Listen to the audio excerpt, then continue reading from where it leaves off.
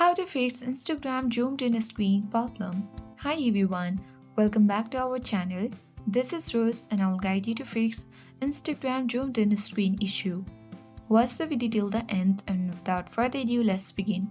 First, make sure your Instagram app is updated to the latest version. You can easily check your App Store or Play Store. Use the search icon and search Instagram. If you see update button, that means your app needs to be updated. Simply tap update button and update it to the latest version. It will take a few time, you can wait for that and update it. And now you need to check whether your issue has been resolved or not.